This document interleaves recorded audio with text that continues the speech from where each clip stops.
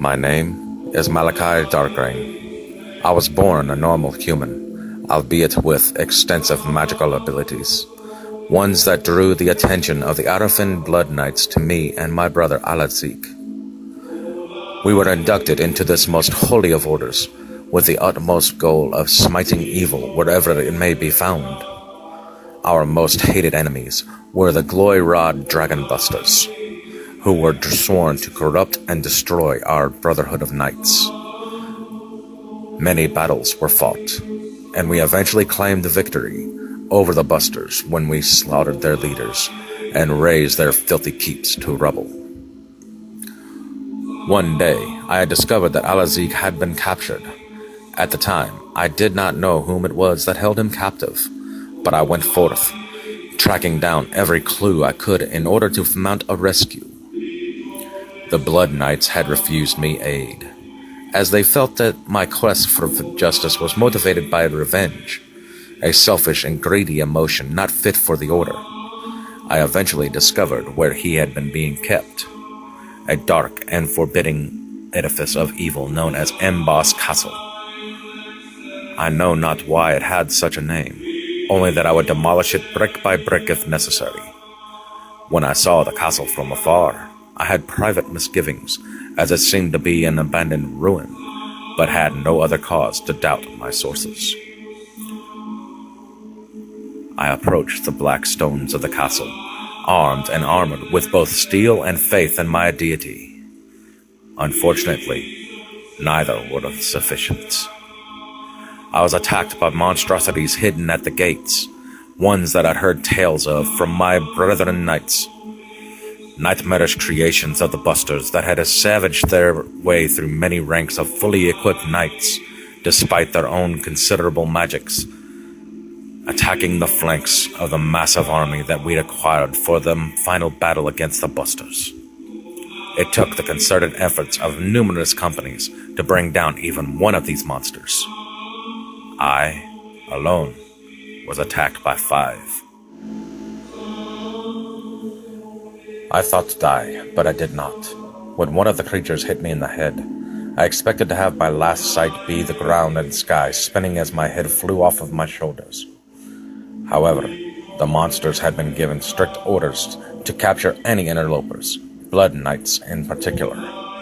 I discovered this when I awoke, chained to a metal table, arms and legs outstretched, my armor and garments stripped from my body, leaving my naked shame on display for my captors. Ah, my captors. They were the disgusting remnants of the Busters. They're scientists and magicians. Only but a few actual warriors. I could see the disgusted pity in those warriors' eyes as they looked upon me, though their sympathy for my plight at being captured and not allowed to die with honor and dignity offended me in the extreme.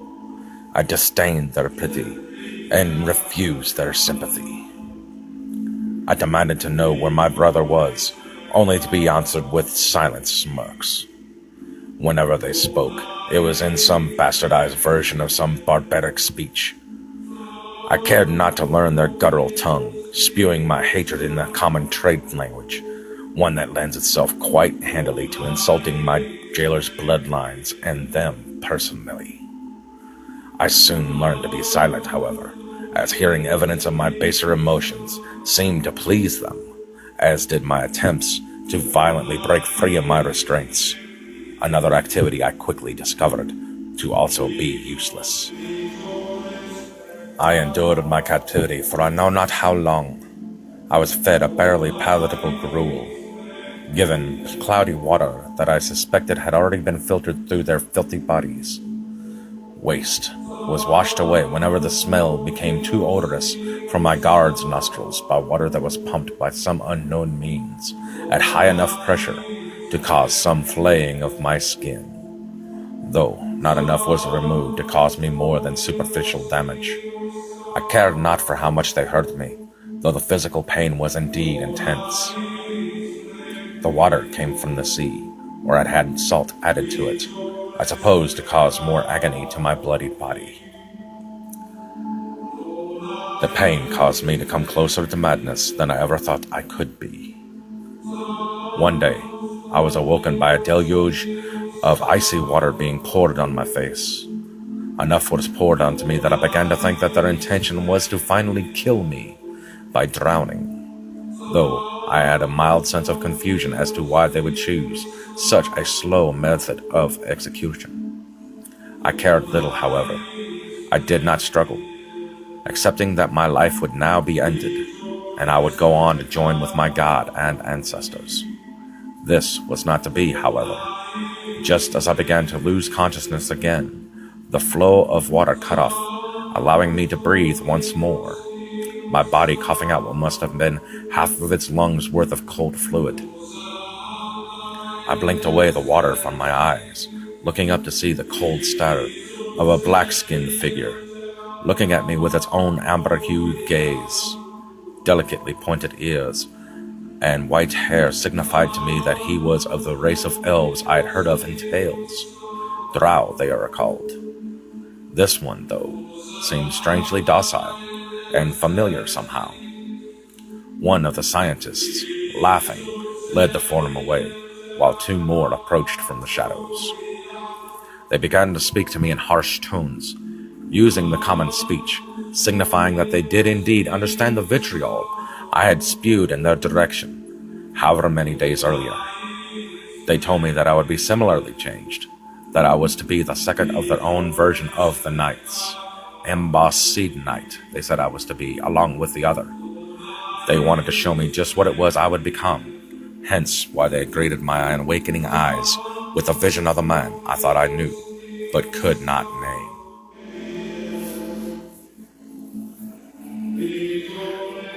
They made an incision on my chest, inserting into it a solid black seed-shaped object, one that was so black that it seemed to absorb all light around it.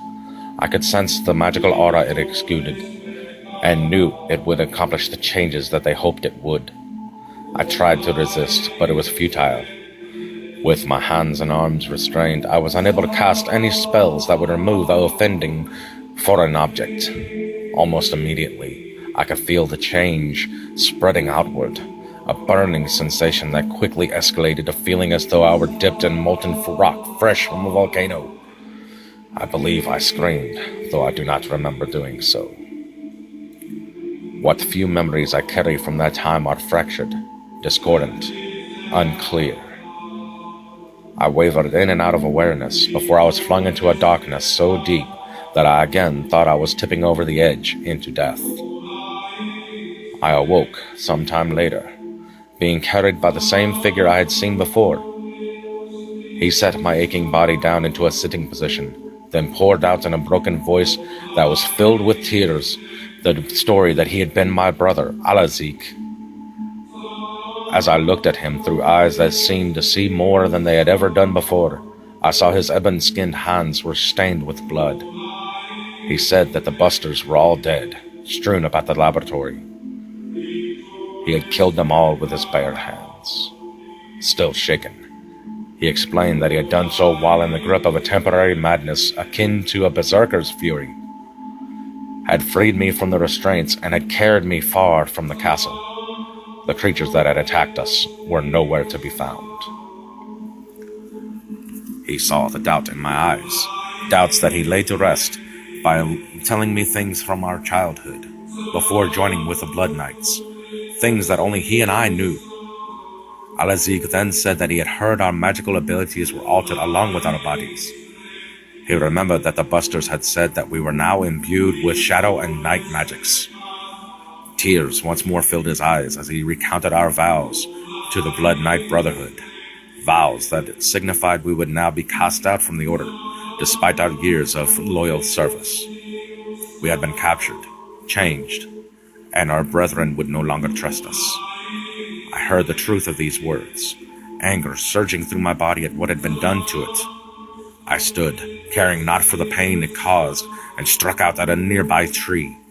My rage fueled my strength, snapping the tree that was as thick as my former human body had once been like a twig, though the act broke my hand and wrist.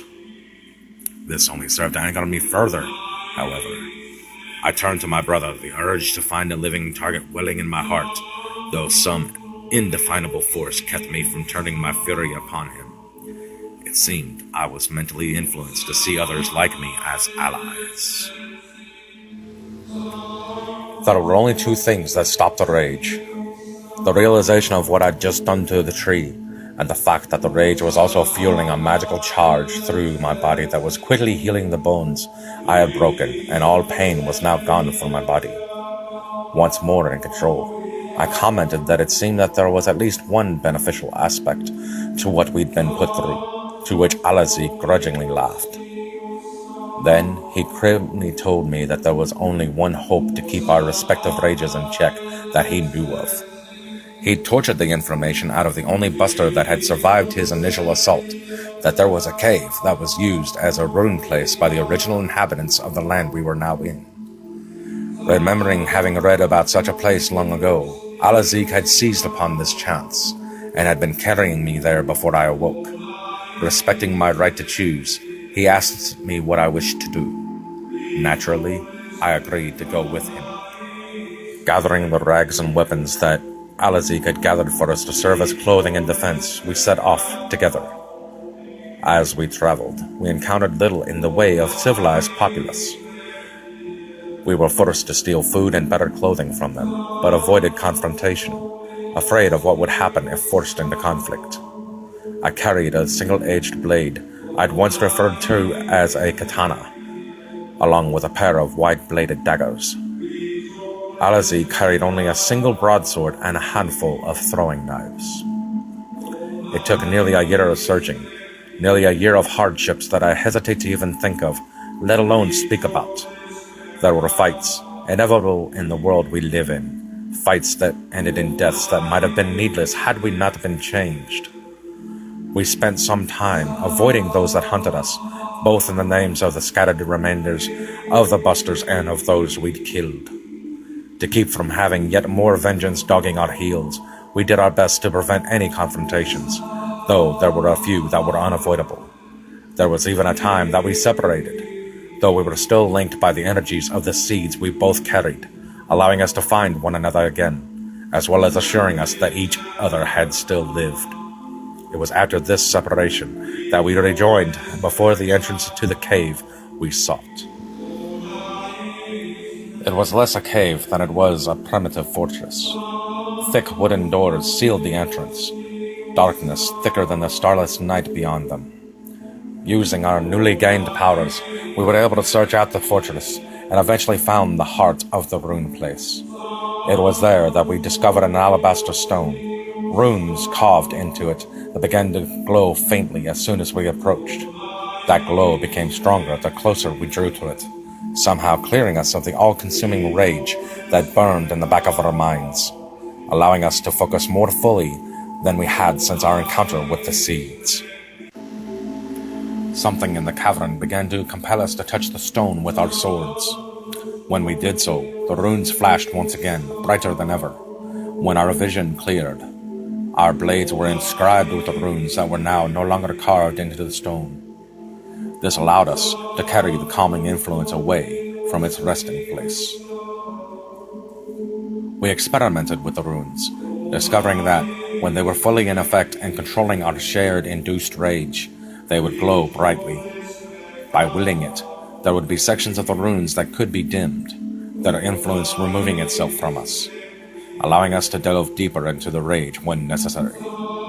However, it would be dangerous for us to do so, as we would lose more and more of our disciplined minds and magical abilities the further into the berserker rage we went. Since then, we had separated again, agreeing to seek a cure for our condition and meeting again when it was found. To do so was prudent, as we were being sought after by many enemies, and we stood a better chance of disappearing into the crowd if we were not together. Or so I thought. My brother, my own flesh and blood, betrayed me to our enemies. He was promised a cure by the busters if he would hand me over to them. I was attacked not 2 days after we went our divergent ways. They had underestimated the extent that I'd mastered the abilities they granted me, dying for their miscalculation. My brother also made a mistake.